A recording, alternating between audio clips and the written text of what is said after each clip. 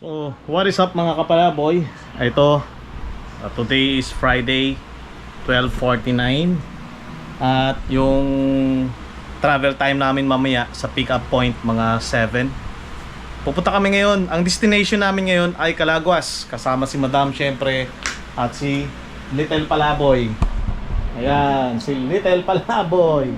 At nagdala na kami na sarili naming tent kasi last time nung nag-anawangin kami, basang-basa kami sa loob ng tent dahil hindi nga waterproof. So ngayon itong dala namin from Decathlon ay waterproof. Waterproof! Ayan. Nabubulo na naman ang inyong lingkod. Ayun, ready na si Cloudy. So, hi mga kapalaboy po. So, pupunta kami po sa, anong tawag doon? Calaguas. Sa may Calaguas po. So, kasama po si nanay at tatay po. Papunta kami po sa may Calaguas. So, okay po. Sorry, it's DJ.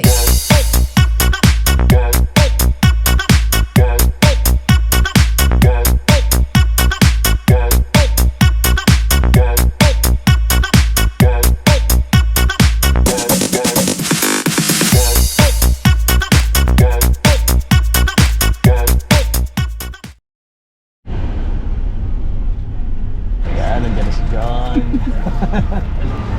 Hi, Paz. Eh, ano? First stop over namin. Going to Calaguas. Aha. Nandito kami sa Star Tollway. Batangas yata to. Batangas na, di ba? Batangas. Sa Totomas. Oh, Batangas.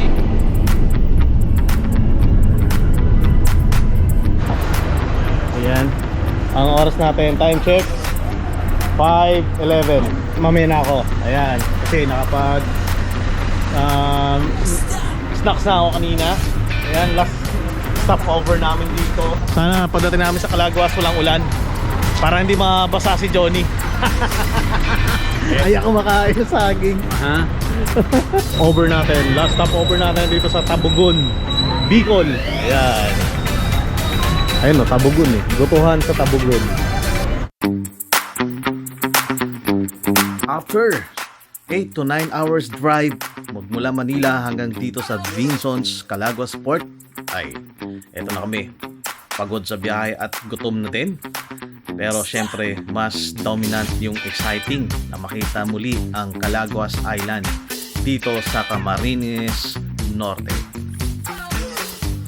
Mga kapalaboy, ang travel time naman namin magmula doon sa Vinsons, Calaguas Port papunta ng Calaguas Island ay 2 oras. Well, depende yan sa ganda ng panahon. Minsan, maalon, so kailangang hindi magmabilis ng bangkero. Finally, mga kapalaboy, narating na din namin ang Calaguas Island at sakto, napakaganda ng panahon, hindi masyado mainit at hindi rin maulan.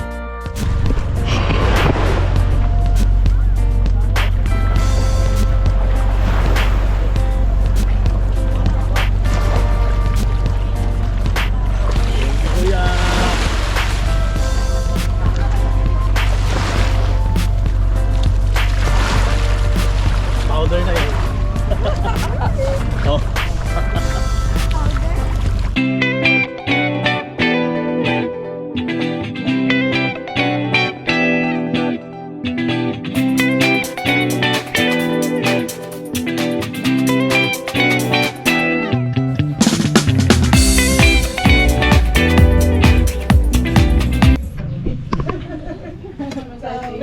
Buwan namin yun. May chicken curry. Crabs. Ano? Seafood mix. Tapos, Ano ito, Nay? Kwet na mga crab? ano to? Sinantol. Ano ito, Nay? Sarap yung sinantol, hindi maasim.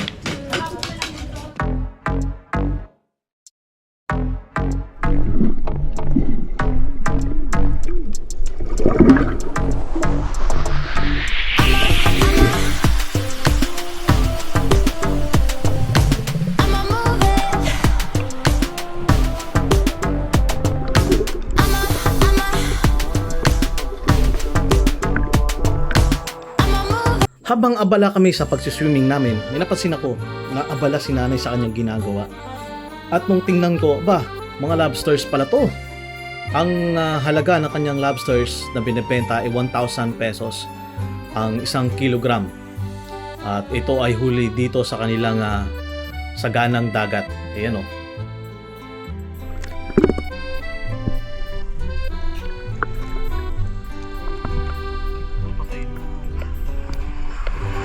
Dapat lutuin na yan, Nay.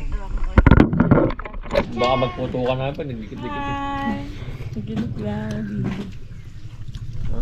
So yan, ito yung aming merienda.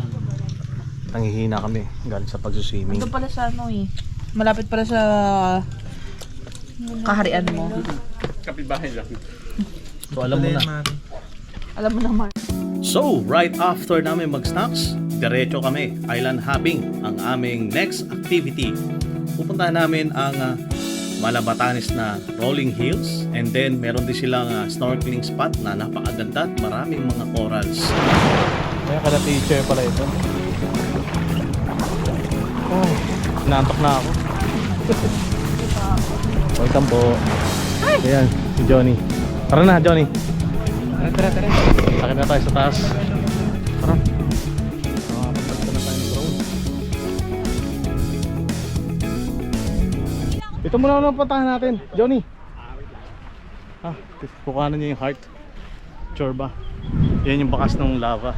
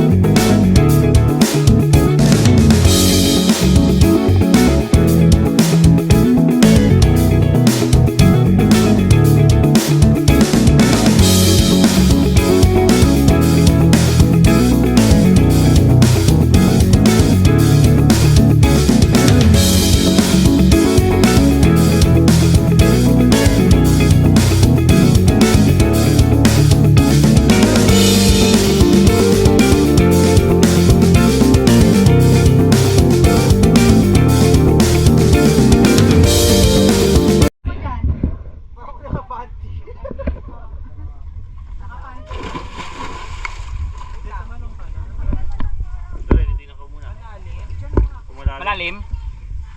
Takot ako sa ganito eh. Malalim? Wala ko, parang ayoko na. Wag ganun.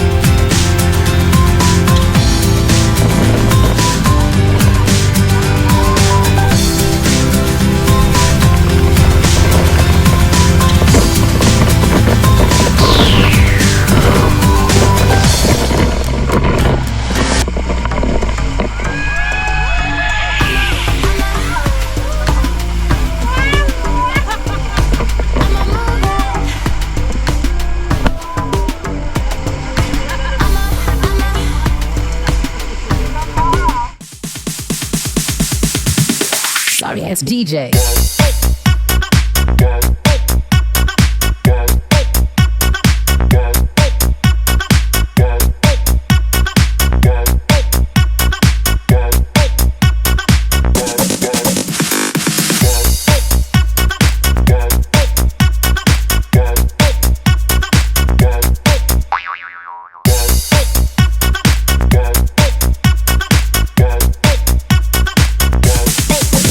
get some.